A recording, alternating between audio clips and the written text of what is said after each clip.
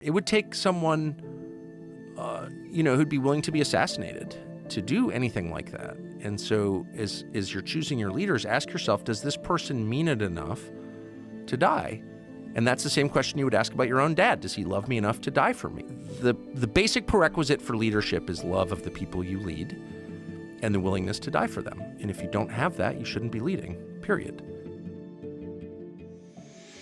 What's up, guys? It's Benny. The news cycle has the lifespan of a gnat. It's neck snapping, just trying to keep up. It's hard to remember what we've been through even like 6 months ago on the presidential campaign, where the man who's the most famous man walking the earth today, the man who was leading all the polls, the person who would win the presidency in a landslide, the rightful new commander-in-chief, stood in the middle of a field with 0 people protecting him, and some dingy, dopey, skinny, pasty Antifa member with zits on his face was able to crawl on a rooftop and shoot 8 bullets at him, piercing his skull.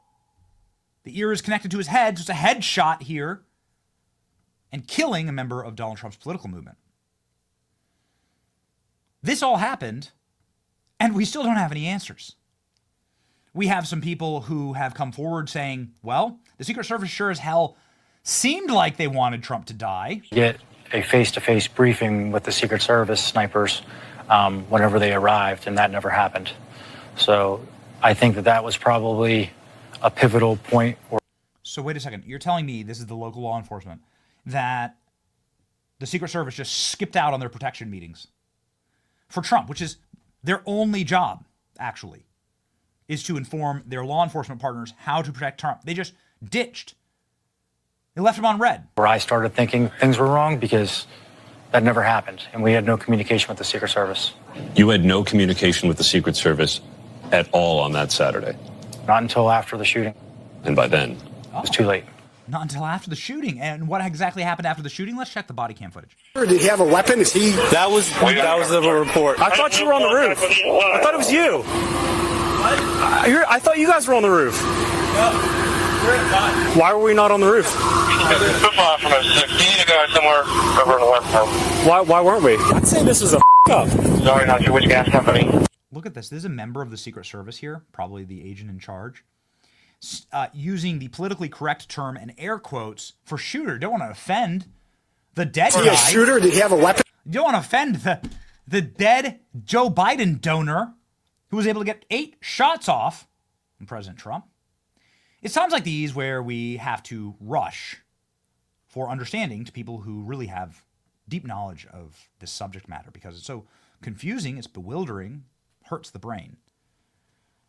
Ladies and gentlemen, Dan Bongino, who is a former Secret Service agent who cares greatly about the protection of President Trump and his country, said effectively that this is something that had to have been pre-planned. The incompetence borders on malevolence. This is something we've asked on this program many, many times. Was it incompetence or was it malevolence? Did they want Trump to get shot, or was it just stupidity?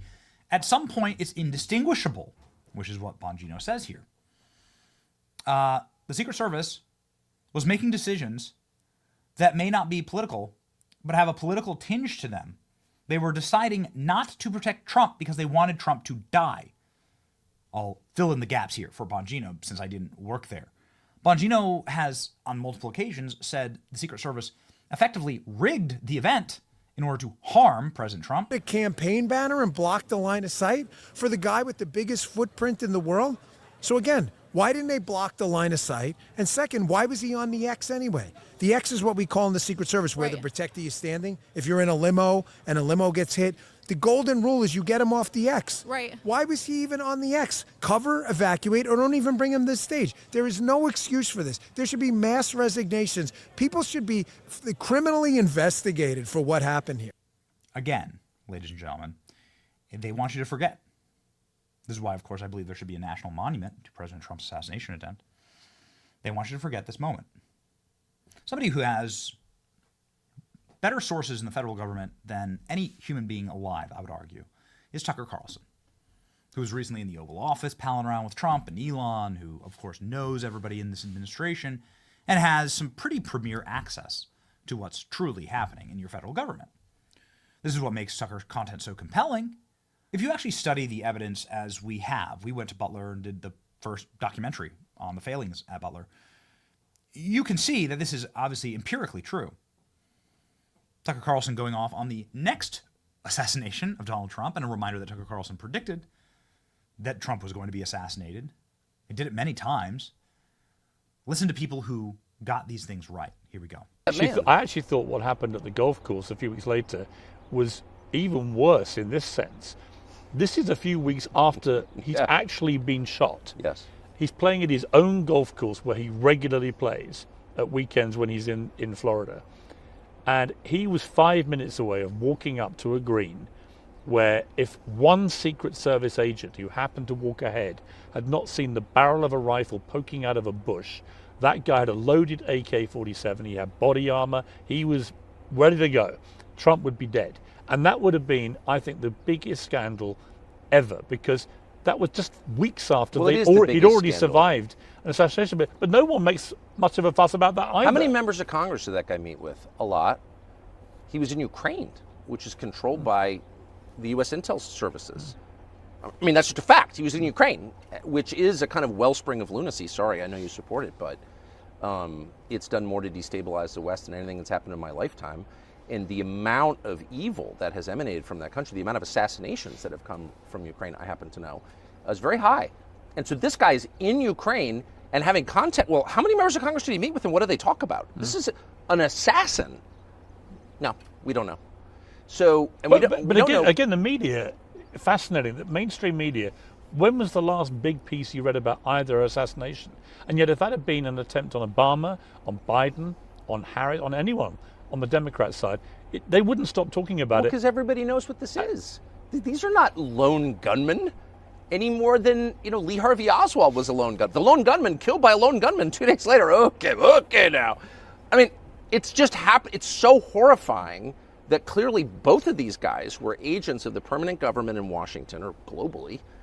And there's no honest person who could deny that. It's just so obvious. So we have now learned about 4 or 5 assassination attempts of Donald Trump. A new one just dropped this weekend where we learned that an unauthorized drone was following President Trump's motorcade. It had to be shot down by the Secret Service in Pennsylvania. What will be the next assassination attempt? Here's Tucker.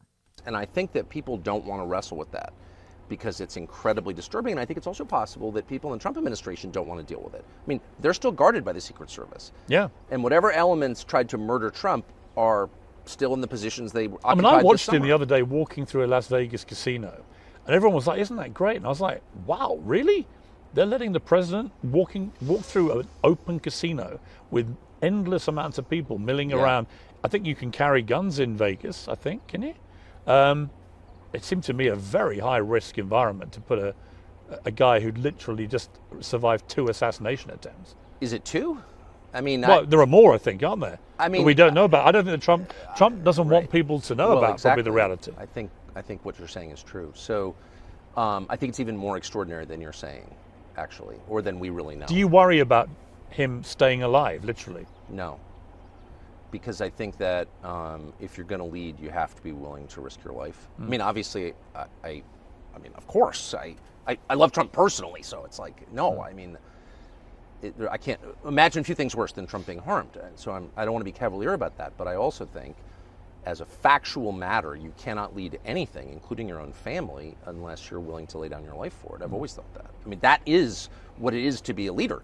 I'm putting other people before myself. It doesn't mean that you take senseless risks, of course, but it does mean that you have a measure of physical courage. And Trump is displaying that a lot. And I think it's essential. I think it's absolutely essential. And you'll hear people say, well, never take any risk. No. You want to lead, you have to. That's what the job is taking risks. The difference between us and the animals is that we don't want any president ever to be assassinated. There were plenty of people that were upset that Donald Trump by a millimeter missed death.